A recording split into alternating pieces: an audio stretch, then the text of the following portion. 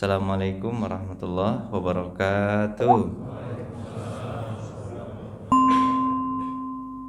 Alhamdulillah alladzi bi ni'matihi tatimmus shalihat. Asyhadu an la ilaha illallah wa asyhadu anna Muhammadan abduhu wa rasuluhu la nabiyya ba'da amma ba'du. Jemaah yang dirahmati Allah, kita lanjutkan kajian. Setelah selesai bukan selesai Pak ya, ini perpaduan antara buku At-Tazkirah fi Ahwalil Maut wa Umuril Akhirah tulisan Imam Al-Qurtubi. 300 halaman terakhirnya itu adalah bercerita tentang akhir zaman. Akhir zaman. Kemarin saya janji ada buku akhir zaman yang bagus yang ditulis oleh Dr. Muhammad Ahmad Mubayyad. Dan ini saya gabungkan antara dua buku tersebut bercerita tentang akhir zaman. Buku ini kalau diterjemahkan menjadi ensiklopedi akhir zaman. Kemarin saya janji bawakan bukunya. Ensiklopedi akhir zaman. Kalau bahasa Arabnya, buku ini terjemahannya. Kalau bahasa Arabnya ada di rumah, pas saya bawa. Itu judulnya adalah Mausu'ah fi Akhiriz Zaman wa Malahim Al-Kubra. Itu judulnya. Ensiklopedi akhir zaman dan kerusakan-kerusakan yang besar. Itu judulnya. Judul aslinya gitu Pak.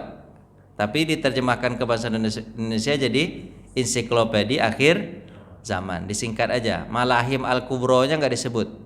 Sementara kalau diterjemahkan juga di sini di bawah Malahim Al-Kubra itu adalah kehancuran yang besar. Itu Pak ya. Nah, terus ini buku ini ditulis oleh Dr. Muhammad Ahmad Mubayyad. Sekarang beliau masih hidup, tapi orang Palestina, tapi tinggal bukan di Palestina.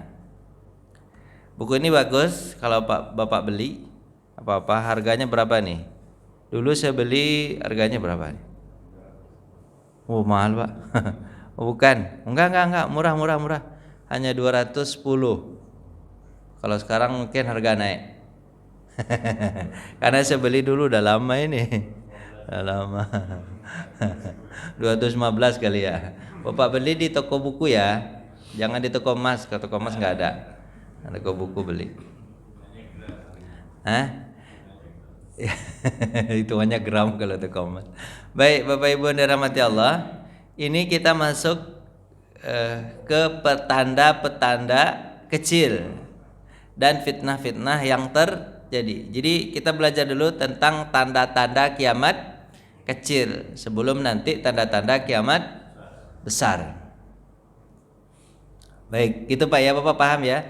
Dari buku At-Tazkirah saya gabungkan ke buku apa? Buku Mausu'ah fi Akhiriz Zaman. Jadi dua gabungan buku ini. Ini buku ini halamannya berapa Pak? Hampir 1000 halaman. Atau ini kapan selesai ini? Mudah-mudahan selesai ya.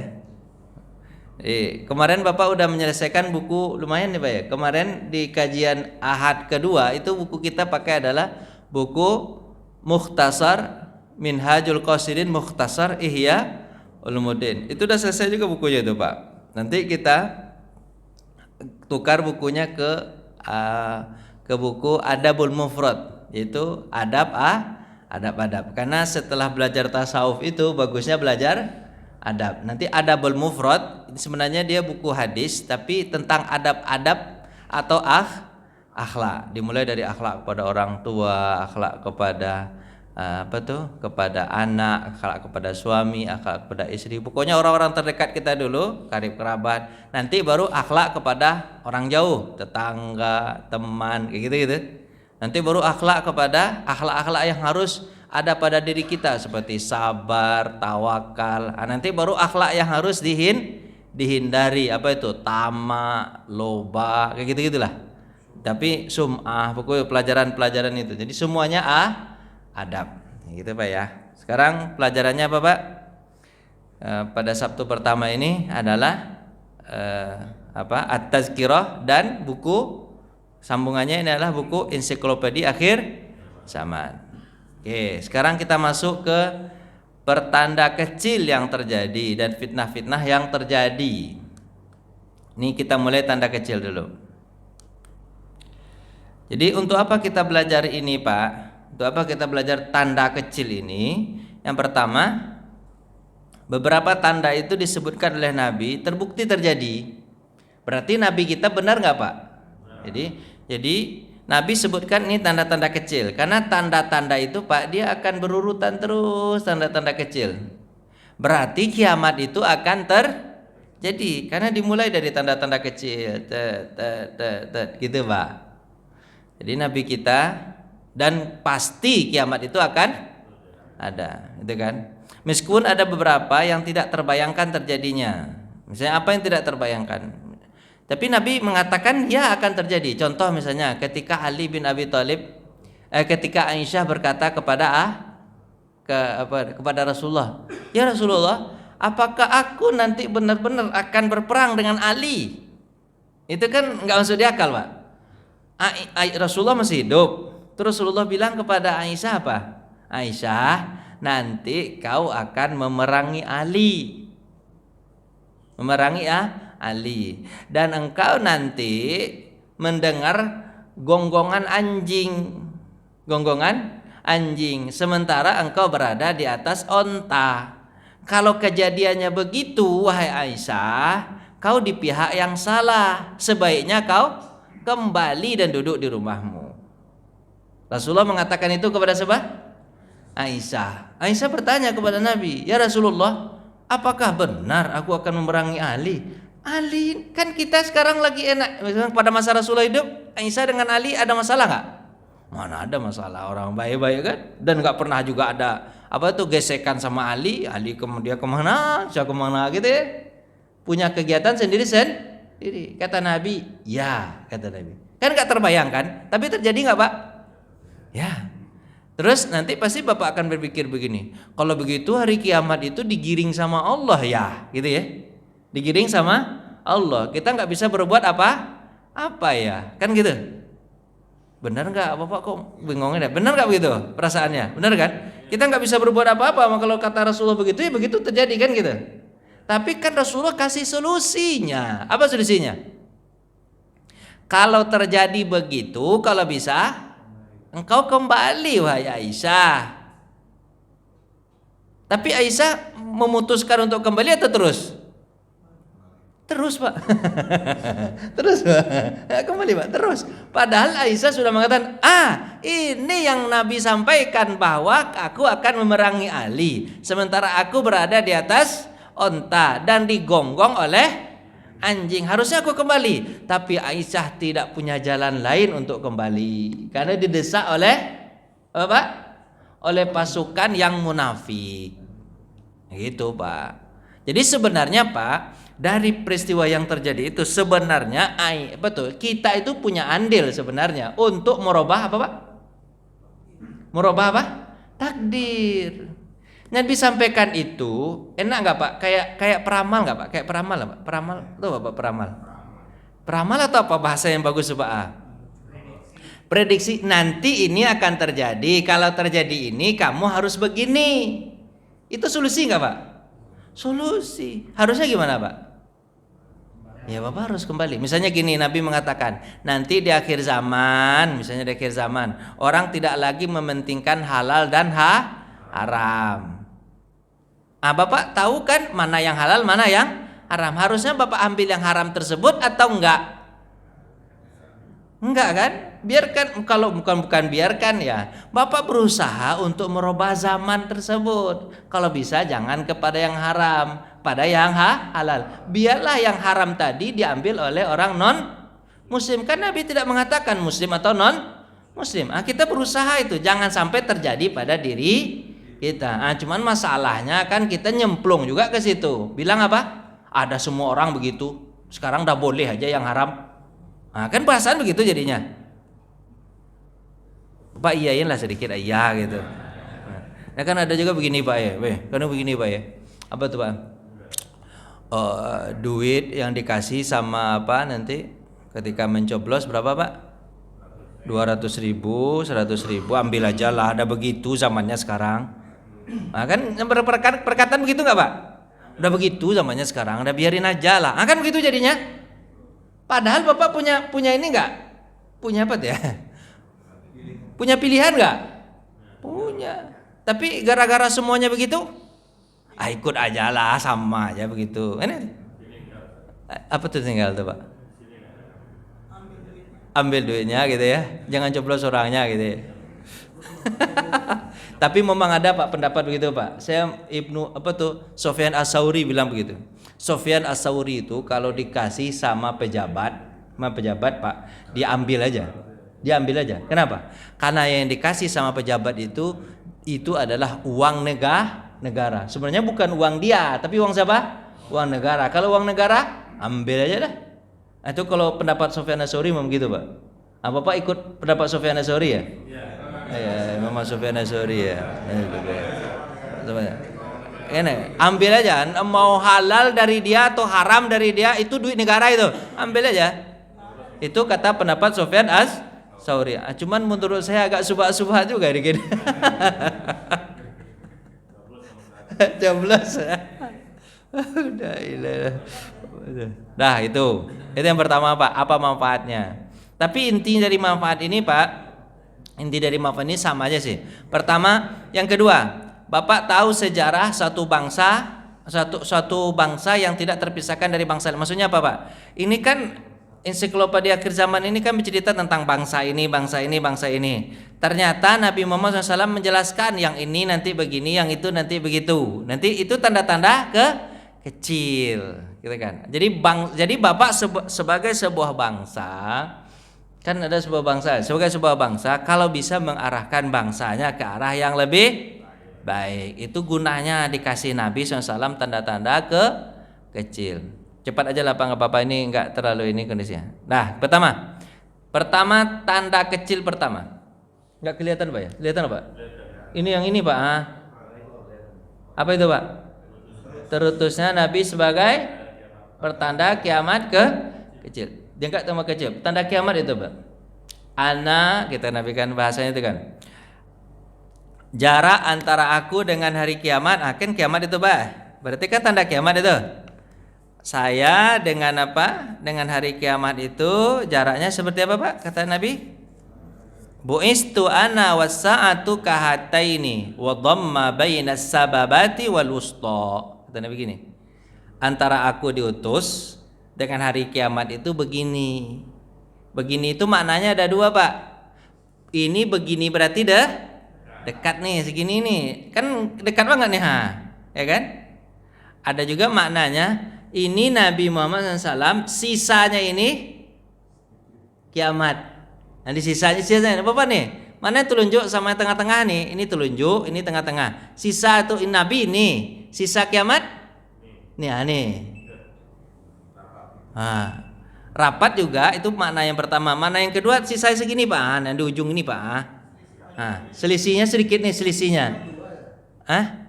Salah Pak ya. Itu tuh mana caranya tuh Pak? Itu gimana Pak ya? Supa bahaya juga Pak ya. Beginilah Pak. Susah juga. Terserah. Bapak nih sensitif, kita angkat tangan sekarang. Aduh, sensitif. Iya, berlawan Bapak nanti di masjid kayaknya nih. Udahlah Pak.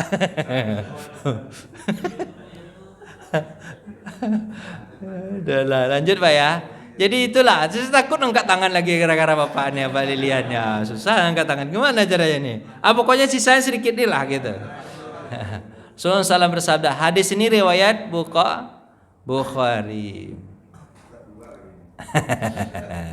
Bu'istu ana wasatu kahadhi wa hadhihi in kadat latasbiquni, kata Nabi. Jarak yang lain, diutus aku di hari kiamat seperti ini dengan ini, dan hampir saja hari kiamat itu mendahului aku, kata Nabi Muhammad. Tapi tidak mungkin ya mendahului Nabi Muhammad SAW. Tapi Nabi menyampaikan bahasa yang begini, artinya bahwa kiamat itu dekat. Benar nggak dekat Pak? Menurut Bapak jauh aja rasanya enggak? Jauh aja dari kiamat. Dekat itu harusnya ada dalam hati kita. Dekat itu biar kita selalu siap Siap. Kalaupun tidak terjadi pada kiamat besar itu, paling kurang terjadi pada diri kita. Kiamat itu kan ada, kiamat kecil itu adalah matinya pribadi kita, itu kiamat kecil tuh. Kalau habis semua berarti kiamat besar itu. Dan kapan terjadi kiamat kecil itu pada diri kita masing-masing? Kapan aja bisa terjadi. Itu teman saya Pak yang di tempat tinggal yang lama, umur baru 45 tahun, muda, nggak ada sakit. 2 hari sebelumnya itu masih kelihatan, tahu-tahu masuk rumah sakit, masih beraktivitas, atau masuk rumah sakit, langsung divonis tumor otak, langsung 2 hari setelah itu meninggal dunia. Muda Pak, muda, 45 tahun, muda. Kalau umur saya baru 24. Itu kalau dia 45. Jangan begitu Pak Haji, jangan begitu Pak. Gitu Pak. Aduh, gitu Pak. Itulah Pak, cepat sekali meninggal. Saya kaget, orang muda meninggal. Insyaallah kata saya. Habis itu yang pertama, terutusnya Nabi berarti tanda kiamat kecil. Kemudian yang kedua, tanda kiamat kecil itu terbelah bulan. Kapan terjadi itu Pak? Ini kejadian-kejadian yang terjadi pada masa Nabi nih. Tanda kiamat kecil yang terjadi pada masa Nabi. Kapan itu Pak? Terbelahnya bulan. Apa kata Nabi SAW? Apa kata ayat Quran? Iqtarabatis sa'atu wansyaqqal qamar. Kiamat itu sudah dekat. Buktinya bulan telah terbelah. Artinya apa Pak? Planet-planet itu bisa dihancurkan karena dia adalah makhluk Allah Subhanahu wa Ta'ala. Sekarang coba aja dikit dulu kata Nabi. Apa cobanya Pak? Belah bulan. Kalau bulan bisa terbelah banyak enggak nanti Pak? Bisa. Dicoba sama Nabi dengan belah apa Pak? Belah 2 aja dulu. Besok bisa belah 4. Atau bisa lagi, bisa itu belah. Itu kan makhluk Allah. Jadi kalau ini pemahamannya lagi mengatakan gini, jangan ada yang menyembah bulan. Kenapa? Bulan itu adalah makhluk Allah yang bisa dibelah-belah oleh Nabi Muhammad. Ada nggak orang menyembah bulan, Mbak? Ada. Bulan aja bisa artinya juga jangan sembah selain Allah dan jangan sembah bulan. Bulan yang besar aja bisa dibelah begitu. Apalagi menyembah patung, menyembah segala macam, itu lebih gampang lagi untuk dibelah karena dia kecil daripada bulan. Bulan aja bisa dihancurkan. Itu pemahamannya begitu-begitu Pak nanti hadisnya itu. Itu kata Nabi SAW. Atau hadis yang kedua, pada masa Rasulullah bulan itu terbelah menjadi 2 bagian. Maka Rasulullah bersabda, lihatlah kejadian ini oleh kalian semua. Kata Nabi SAW, insyaqqatil qamar ala ahdi Rasulullah SAW ala syiqqataini faqala Nabi SAW ishhadu, saksikanlah oleh kalian. Hadis riwayat Bukhari, ya kan? Ada juga dalam tafsir Al-Qur'an, dalam tafsir Quran riwayat Imam tafsir Al-Qurtubi nanti di hadis 4865. Nanti bisa dilihat hadisnya. Jadi Bapak Ibu yang dirahmati Allah Subhanahu wa taala, apa sejarahnya bulan ini terbelah? Ini kan di tahun ke-10 nih Pak. Tahun berapa Pak? 10 kenabian. Baru saja meninggal siapa Pak? Meninggal Khadijah, meninggal pula Abu Thalib dulu di bulan Rajab tahun 10. Kemudian meninggal pula coba Pak? Khadijah di tahun 10 juga di bulan Ramadan meninggal. Ini kemungkinan terjadinya tahun 10 itu sebelum Isra Mi'raj. Isra Mi'raj nanti tahun 11 kenabian di bulan Rajab. Jadi tahun itu adalah tahun 10 itu tahun yang mereka semangat sekali untuk menyiksa Nabi Muhammad SAW. Dulu biasanya yang berani menyiksa itu adalah petinggi-petinggi Quraisy. Tapi sekarang bukan saja petinggi-petingginya, orang-orang rendahan mereka pun berani menyiksa Nabi karena sudah tidak ada Abu Thalib, berani nyiksa. Akhirnya salah satu ejekan mereka adalah Muhammad. Banyak Pak, ada 12 ejekan mereka yang meminta mukjizat dari Nabi Muhammad SAW. Ada 12. Di antaranya itu, Muhammad, kalau kau benar Nabi, belah bulan. Itu salah satu di antaranya. Kalau kau benar Nabi, belah bulan. Atau perkataan mereka Nabi kasar itu apa? Muhammad. Nabi Muhammad kan diam aja. Tapi mereka mengejeknya begitu. Dan mereka merasakan bahwa ketika Muhammad tidak bisa melakukan itu, berarti benar dia bukan Nabi. Paham gak Pak bahasanya? Mereka bilang apa? Kalau kau betul Nabi, tolong belah bulan. Terus bahasa yang tidak tersirat apa? Yang tidak disebutkan apa? Kalau kau tidak bisa membelah bulan, berarti kau bukan Nabi. Itu bahasa berikutnya. Bahasa kedua, permintaan mereka banyak Pak. Ada 12, saya lupa. Yang keras itu apa Pak? Muhammad, kau kan mengatakan kau Nabi. Tolong perlihatkan kepada kami Tuhan. Mana Tuhan tuh? Coba perlihatkan kepada kami Tuhan tuh. Susah lah Pak ya. Susah betul. Permintaan mereka itu enggak aja. Terus apa lagi? Permintaan mereka berikutnya itu apa Pak?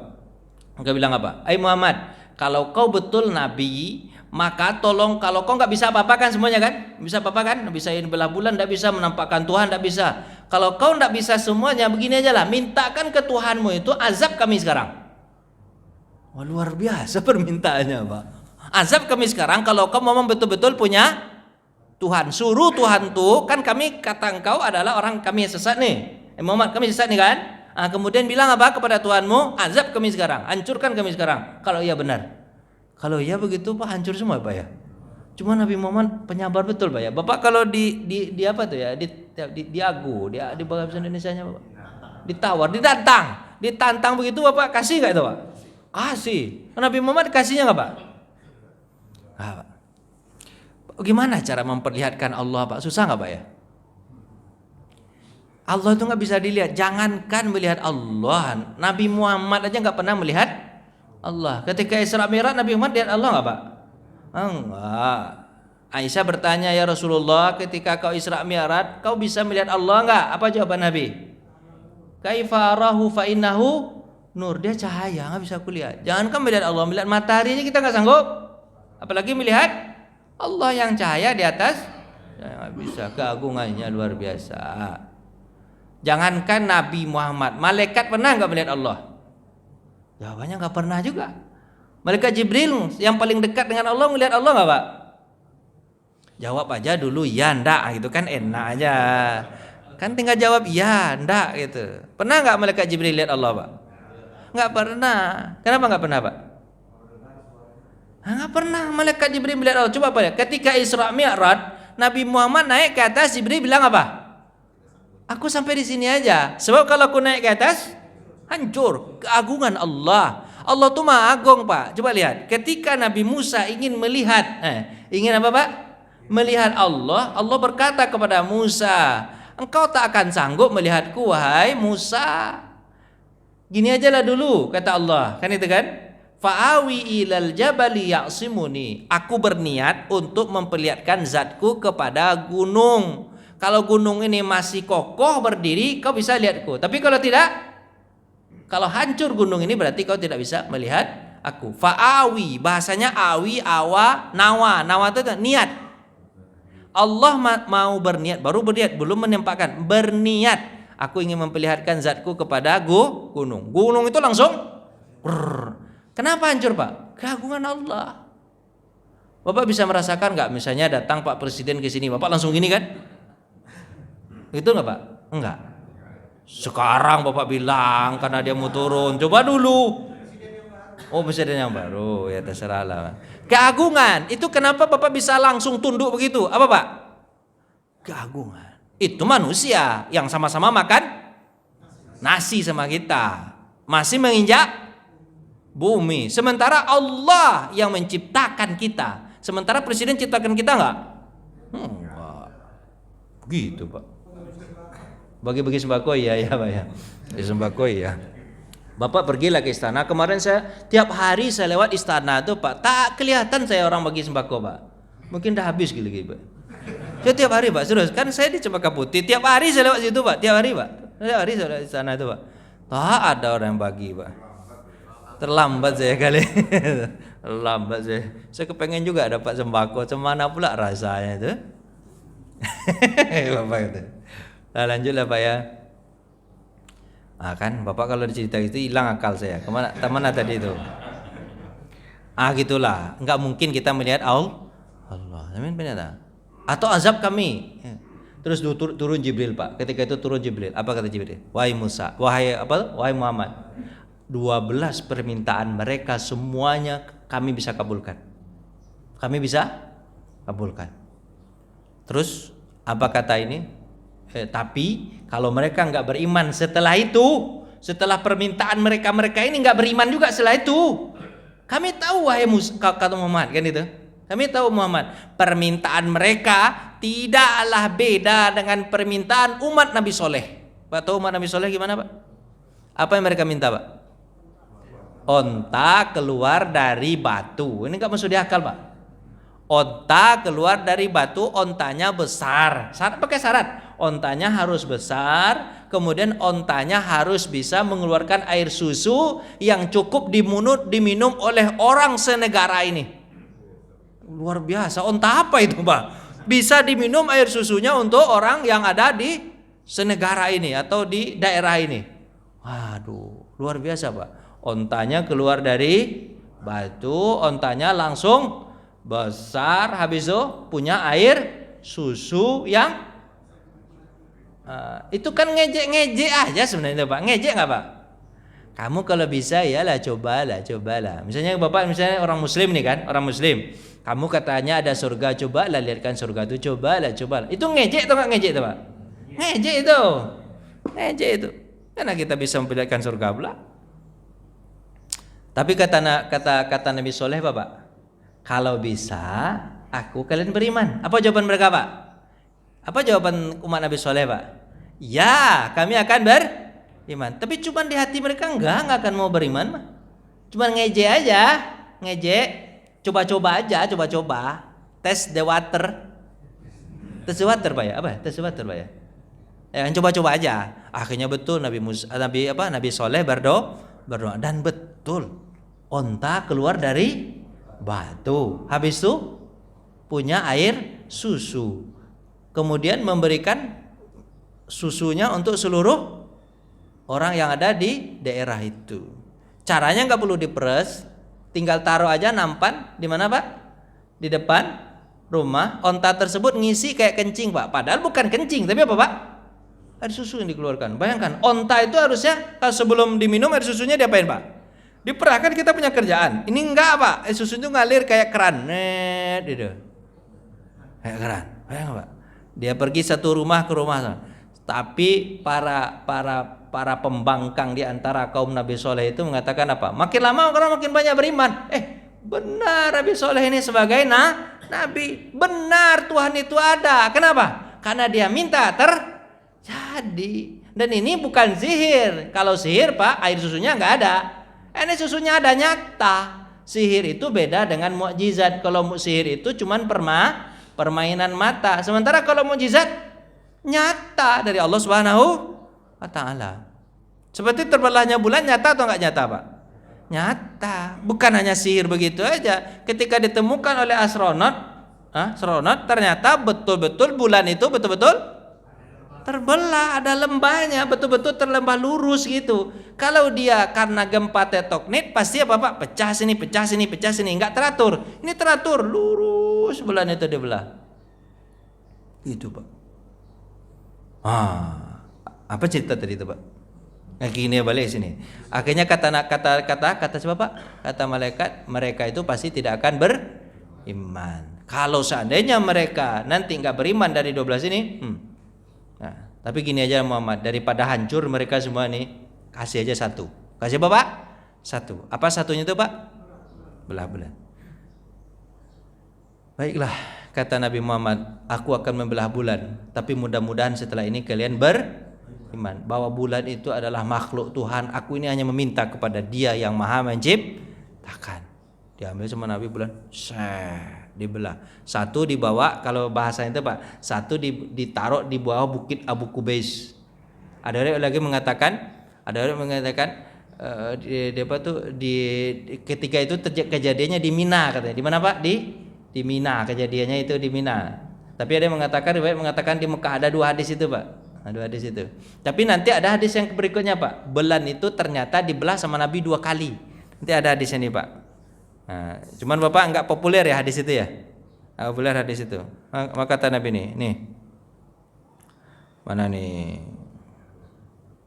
Nih, bainama nahnu ma'a Rasulillah sallallahu alaihi wasallam bimina. Ini di Mina nih, Pak. Idzan falaqal qamaru filqataini fakanat filqatuhu wara'al jabal wa filqatun dunahu faqala lana Rasulullah sallallahu alaihi wasallam ishhadu. Artinya, ketika kami berada di Mina, maka terbelahlah bulan 2 bagian. Satu bagian berada di belakang bukit Mina, sedangkan sebagian lagi di tempat yang lain. Maka Rasulullah bersabda, lihatlah, kata Nabi Muhammad SAW. Berarti kejadiannya 2 kali nih bulan itu dibelah. Ini dalam hadis ini, Pak. Pertama di Mekah, ditaruh di bawah bukit Abu Qubais 1, yang satunya lagi setengahnya di mana, Pak? Di Mina. Berarti ini, Pak, di satu di bawah, satu di atas. Satu kelihatan, satu nggak kelihatan. Kemudian kejadian itu di Mina. Di Mina, satu di bawah, satu di atas. Berarti 2 kali dalam hadis ini, Pak. Terjadi bulan itu terbelah. Ini hadis ini nih. Anna ahlal Makkah sa'alu Rasulullah SAW ayyuriyahum afa ayatan fa'arahum in syaqqal qamar marrataini. Penduduk Mekah meminta kepada Rasulullah SAW agar diperlihatkan kepada mereka suatu mukjizat. Maka beliau pun memperlihatkan kepada mereka terbelahnya bulan sebanyak 2 kali. Hadis ini riwayat, kalau yang 2 kali ini Bukhari, Pak. Betul, Pak. Bukhari, Pak. 2 kali. Hadis riwayat Bukhari sahih berarti, Pak. Hadis riwayat Bukhari nanti di kitab di hadis 4867. Jadi nanti Bapak tentang terbelahnya bulan ada di hadis 4865, itu bulan 1 kali terbelah. Nanti 4867-nya, 48 berapa? 67. Nanti hadis itu mengatakan terbelah bulan berapa kali? 2 kali. Satu kejadian di mana, Pak? Di Mekah, satu lagi di Mina. Cuman bagi Bapak nggak populer ya hadis ini ya. Yang 2 kali ini nggak populer kan? Berarti ilmu kita masih sedikit. Kita taunya bulan terbelah, dah kayak gitu doang kan? Ternyata bulan terbelah berapa kali? 2 kali. Berarti kita harus ngaji terus nih, Pak, ya ceritanya. Karena hadis itu jutaan, Pak, banyaknya. Jutaan, Pak. Jadi Bapak jangan bilang kayak gini, belum dapat hadisnya itu Bapak bilang apa? Ini nggak ada hadisnya. Langsung kadang-kadang banyak ustadz bilang kayak gitu, Pak. Belum dia membaca seluruh hadis, habis itu dia bilang apa? Ini nggak ada hadisnya nih, nggak pernah saya temukan, nggak ada nih. Belum dia baca lagi, bacanya cuma 100 buah hadis baru. Sementara hadis itu jutaan banyaknya. Jadi Pak, kalau ada sesuatu itu Bapak jangan bilang ini nggak ada nih, ini nggak ada. Jangan bilang nggak ada, Pak. Cari dulu, banyak hadisnya mah. Kenapa, Pak? Baru 1264. Hadis nomor 264. Nambah kedengaran saya tiap pagi begitu, Pak. Kedengaran saya Bapak gitu. 2000 lumayan, Pak, ya dapat itu ya. Bapak kan dapat hikmah kan sebanyak itu kan. Mudah-mudahan panjang lah umur Pak Wendy ini. Amin. Banyak rezekinya. Tambah anaknya. Oh emang. Pak, kedengaran Pak, keluar Pak, istri Pak marah dia tuh nanti nggak masuk Pak Wendy, nanti kasihan. Ya Pak, banyak pahala Pak Wendy insyaallah. Habis itu Bapak, bulan itu terbelah. Dah terbelah bulan itu 2 kan? Dah terbelah bulan itu 2. Ini mukjizat karena Nabi bilang apa? Kalau bulan itu sudah terbelah berarti tanda kiamat kecil sudah muncul lagi. Kata Nabi Muhammad SAW. Lanjut. Apa berikutnya, Pak? Munculnya para pendusta. Ini tanda kiamat kecil nih, Pak. Para pendusta. Wa innahu sayakunu fi ummati salasuna kadzabun kulluhum yaz'amuna annahu nabi wa ana khatamun nabiyyin la nabiyya ba'di, kata Nabi. Akan muncul di tengah-tengah umatku 30 apa, Pak? Pendusta besar yang semuanya mengaku nabi. Ketahuilah akulah nabi terakhir dan tidak ada nabi selain aku, setelah aku. Jadi ini penegasan, Pak. Jadi kalau ada yang mengaku sebagai nabi, langsung Bapak katakan apa? Palsu. palsu. Karena tidak ada nabi setelah Nabi Muhammad sallallahu alaihi wasallam. Terus Nabi mengatakan, ketika bertanya orang tentang siapa Pak? Musailamah al-Kazzab, dari suku Yamamah. Suku apa namanya Pak? Yamamah. Ketika aku banyak membicarakan perihal Musailamah, kata Nabi. Hal itu terjadi sebelum Rasulullah SAW mengatakan tentang perihal jati dirinya. Terus, maka Rasulullah SAW berdiri untuk menyampaikan khutbahnya. Wa ba'du, mengenai orang ini, siapa maksudnya Pak? Musailamah. Yang selama ini kalian bicarakan, maka ketahuilah dia adalah salah satu pembohong besar yang jumlah mereka sebenarnya mencapai 30 orang yang akan muncul hingga hari kiamat. Berarti kalau bahasa hingga hari kiamat sampai sekarang masih ada, kemungkinan ada. Tapi siapa-siapanya jumlah sampai 30 itu tidak disebutkan nama-namanya. Tapi kalau sampai hari kiamat berarti akan ada nanti orang-orang pembohong lagi. Bukan hanya pada masa Nabi, tapi masa setelah Nabi pun ada. Bapak tahu nggak tentang Musailamah ini? Sebenarnya Musailamah ini pernah bertemu sama Nabi, Pak. Di tahun Amul Wufud. Apa namanya? Amul Wufud. Amul Wufud itu di tahun ke-8 Hijriah. Setelah Nabi menaklukkan kota Mekah di tahun 8 Hijriah bulan Ramadan, Nabi menginap di Mekah itu 1 bulan sampai bulan Syawal, atau ada mengatakan 40 hari. Setelah itu Nabi setelah itu kan umroh. Nabi itu umroh 3 kali, Pak. Umrahnya, Pak. Pertama Nabi umroh itu tahun ke-7, namanya umroh qada. Umroh qada itu adalah umroh pengganti karena tahun 6 Hijriah Nabi Muhammad tidak bisa umroh karena dihalangi oleh kafir Quraisy. Akhirnya umroh tahun ke-7 namanya umroh qada, umroh pengganti. Nanti Nabi Muhammad umroh lagi. Kalau yang ini umrohnya Nabi Muhammad umroh qada ini mikotnya di Bir Ali. Karena dari Makkah dari Madinah mikotnya di mana, Pak? Bir Ali. Nanti umroh yang Ramadan penaklukan kota Mekah itu kan Nabi dah masuk. Niat bukan umroh kan, niat untuk membebaskan kota Mekah. Nabi keluar namanya Ji'ronah. Apa namanya, Pak? Ji'ronah. Itu umroh bagi orang yang sudah terlanjur masuk ke mana?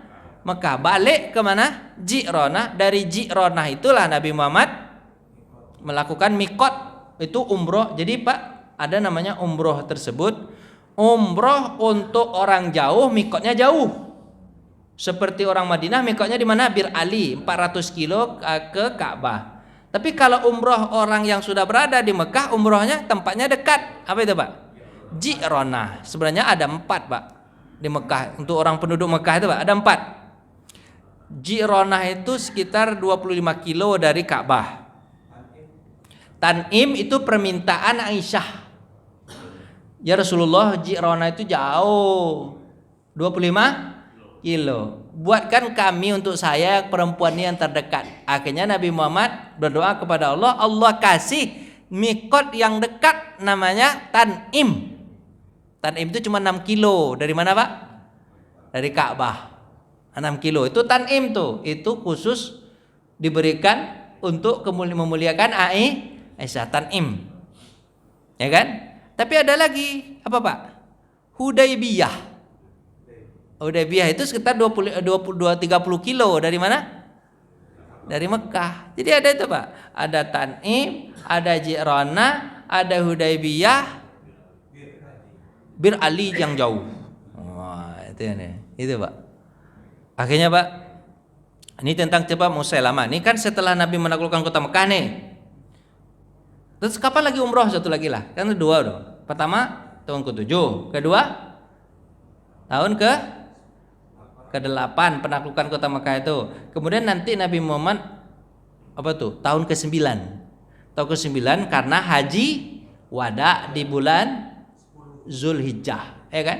Bulan Zulhijjah kan haji wada. Haji wada itu haji terakhir. Haji Nabi sekali cuma berapa, Pak? Sekali di haji wada. Tapi pas haji itu umroh lagi gak? Ya umroh lagi kan, umroh lagi 3 kali cuman, Pak. 7, 8, 9. Tahun 9. Karena tahun 9 kan di akhir Zulhijjah itu kan bulan 12 tuh. Tahun 10 bulan Rabiul Awal Nabi Muhammad meninggal. 3 bulan setelah haji wada. Dia cuma 3 kali Nabi. Dan tiga kalinya Nabi Muhammad riwayatnya itu Pak berbotak. Apa itu berbotak? Tahlulnya habis gundul. Jadi kalau ada yang mengatakan apa tuh rambut panjang itu nggak apa-apa, ya Nabi Muhammad rambutnya panjang, tapi ditutup. Tapi ingat juga Nabi Muhammad itu sukanya botak juga. Berapa kali Nabi Muhammad botak? 3 kali setiap umroh botak.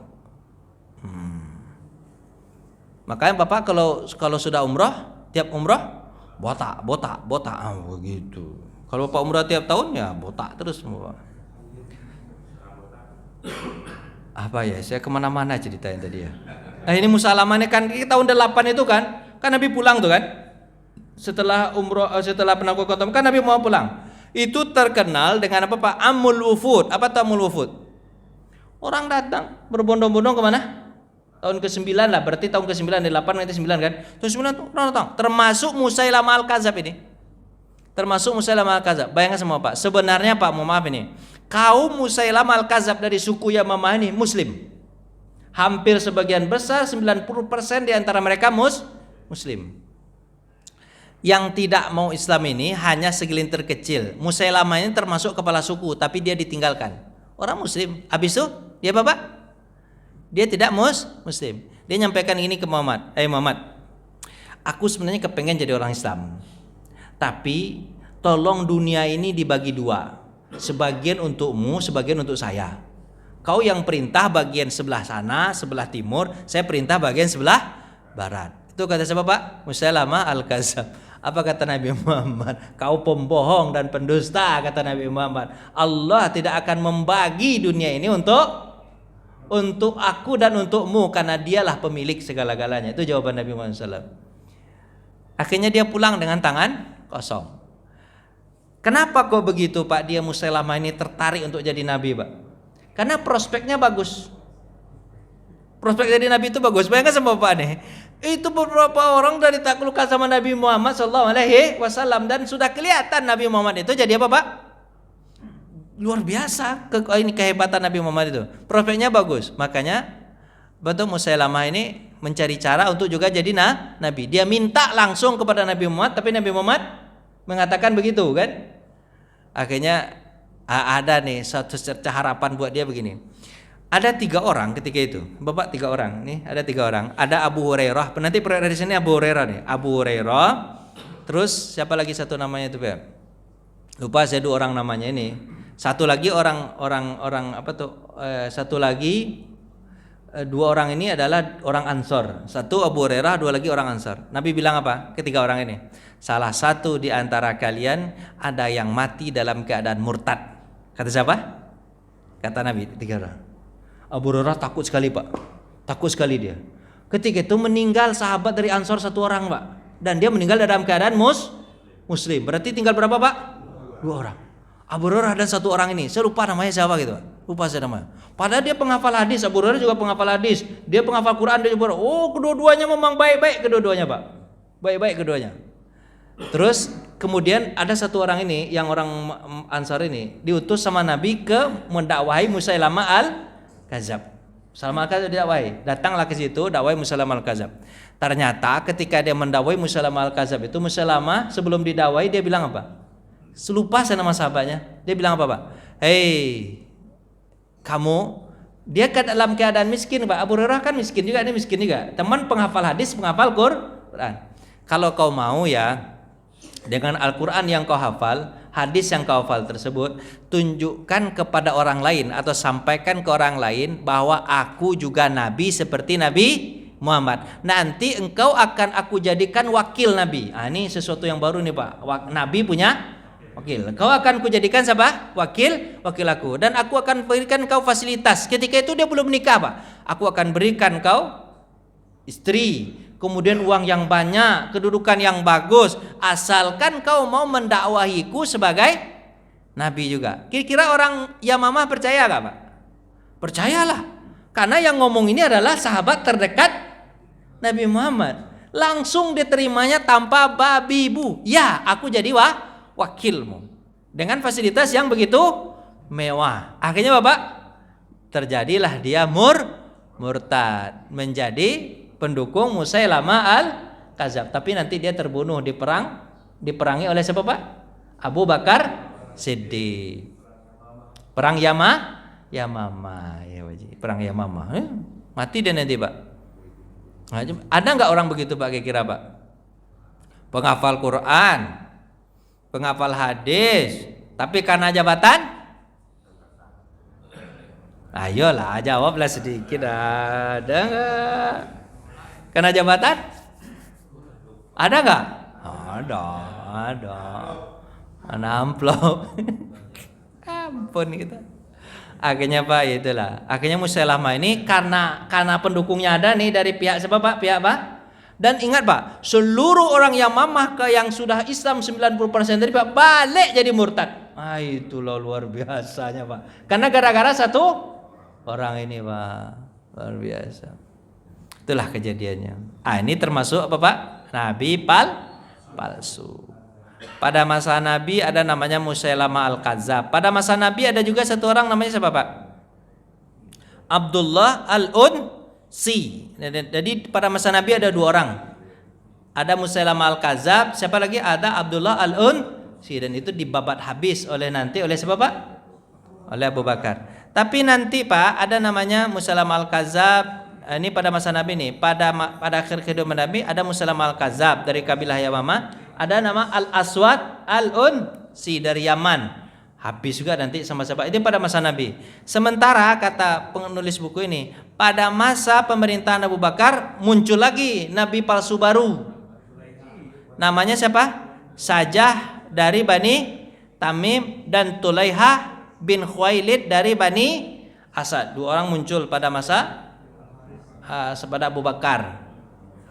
Pada permulaan pemerintahan Ibnu Zubair ini Abdullah bin Zubair. Setelah Ibnu Zubair itu Pak, ini Pak, Abdullah bin Zubair itu kan ada pemerintahan yang sah di khalifahnya itu siap Muawiyah bin Abi Sufyan di Damaskus. Setelah beliau meninggal dunia, Abdullah bin Zubair memproklamirkan diri pun jadi khalifah pengganti dari siapa? Muawiyah bin Abi Sufyan. Cuma nanti dia diperangi oleh anak Muawiyah namanya Yazid bin Muawiyah. Tapi dia sempat memerintah. Pemerintahannya di Madinah. Namanya Abdullah bin Zubair. Tapi nanti dia terbunuh oleh tentara Zaid bin Muawiyah. Zaid bin Muawiyah yang membunuh Abdullah bin Zubair. Abdullah bin Zubair ini anak Zubair bin Awam. Ini adalah anak Asma binti Abi Bakar. Berarti ini cucu Abu Bakar. Dan terbunuh nanti Pak. Terbunuh nanti. Pada masa dia Pak, pada masa dia itu muncul pula nabi palsu. Siapa namanya Pak? Mukhtar bin Abu Ubaid. Sudah berapa itu Pak? Sudah 5 ya. Awal pemerintah apa tuh? Awalnya meniakan cinta Ahlul Bait. Ahlul Bait. Tahu dia mengangkat aku nabi. Awalnya Ahlul Bait namanya. Kayak mirip dengan Syiah Pak ya. Kemudian pada masa pemerintahan Abdul Malik bin Marwan, nanti pemerintahan Bani Umayyah. Malik bin Marwan muncul pula namanya Haris al-Kadzdzab, namanya Haris al-Kadzdzab, pembohong juga. Pada abad ini muncul juga siapa namanya Pak? Yang baru-baru kemarin? Yang pada abad ke-19 Mirza Ghulam Ahmad dengan nama Ahmadiyah. Apa namanya Pak? Ahmadiyah. Gerakan Ahmadiyah. Kemudian di Iran juga muncul namanya Ali Muhammad As-Sirazi yang mengaku sebagai Babul Mahdi. Kalau Depok muncul lagi siapa namanya Pak? Ahmad Musaddiq. Tapi nggak tahu karena yang disebut Kadzdzab itu Pak kehancuran besar. Kehancuran besar. Lihat Eden. Apakah kehancurannya besar atau nggak Eden? Nggak terlalu besar. Kalau nggak terlalu besar berarti dia bukan termasuk dalam golongan 30, tapi pembohong saja. Gitu kan. Tapi ini kehancurannya besar. Kalau Mirza Ghulam Ahmad memang kehancurannya besar banget. Sebab Pak? Sebab ya macam-macam lah Pak. Pokoknya kalau ada yang mendakwahkan Nabi berarti palsu. Dah itu dulu Pak Wendy udah dibukanya pintu. Ada kelihatan tuh udah wangi. Ya Pak ya kita sarapan ya. Nah, ini tiga apa Pak? 3 baru Pak. Sebenarnya ada satu lagi nih apa nih? Ini Khulafaur Rasyidin nanti besok lagi. Tanda kiamat yang muncul pada masa Khulafaur Rasyidin. Jadi artinya apa Pak? kejadian-kejadian yang terjadi, tanda-tanda kiamat kecil ini menandakan bahwa kiamat itu pasti akan terjadi. Betul Pak ya? Terima kasih atas perhatian. Bapak ada mau nanya nggak? Silakan Pak. Nah, silakan Pak. Salam.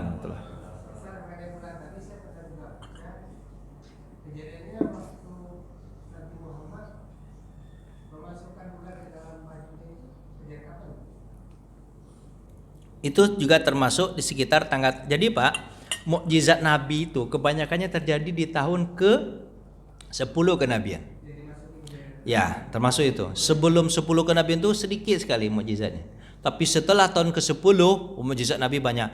Yang terbesar mukjizatnya luar biasa itu Bapak, Isra Mi'raj. Itu luar biasa itu. Tapi salah satu di antaranya dari permintaan yang 12 tadi Pak, salah satu di antaranya juga apa Pak?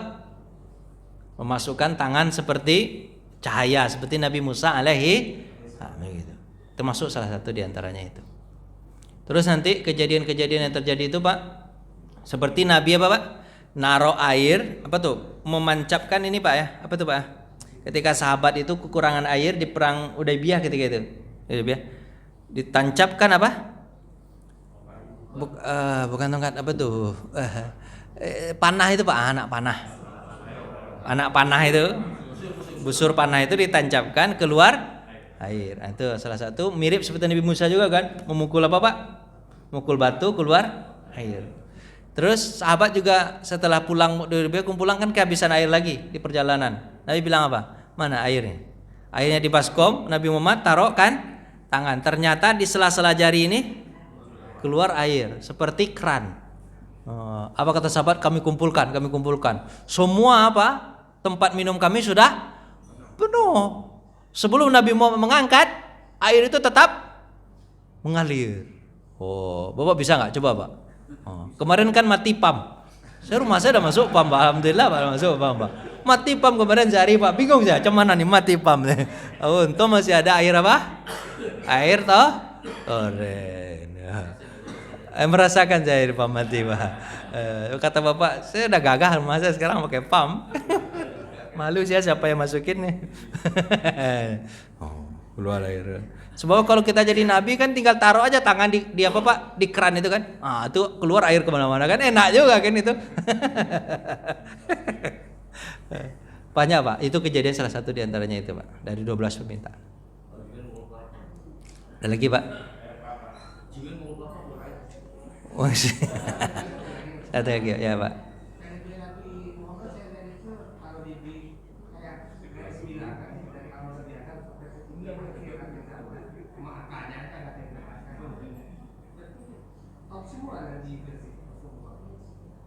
Tahu Nabi siapa?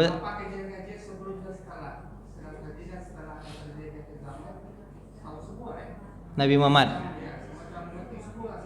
Ya, Nabi itu kan diberikan ilmu apa yang Allah beri. Berkurang dan berlebih. Misalnya kurang lebih itu gimana? Kurang lebih. Nabi kasih mana yang pas untuk dikasih tahu, udah Allah dikasih tahu. Mana yang tidak dikasih tahu sama Allah, enggak dikasih tahu. Cuma Nabi Muhammad lebih banyak dikasih tahu karena mukjizat Nabi itu sebenarnya ilmu. Karena mukjizat Nabi yang paling besar apa Pak? Al-Qur'an. Al-Qur'an isinya apa Pak? Ilmu. Sementara nabi-nabi yang lain itu tidak terlalu butuh banyak ilmu. Yang mereka butuhkan itu apa Pak? Langsung kelihatan. Ya.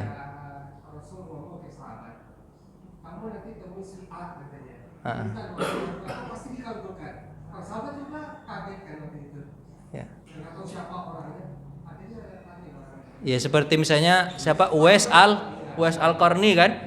Al-Qarni. Jadi memang begitu. Apa yang disampaikan Nabi ini menandakan bahwa Nabi pernah bohong nggak sekalipun dengan omongan dia Pak? Nggak pernah. Nabi semuanya apa Pak?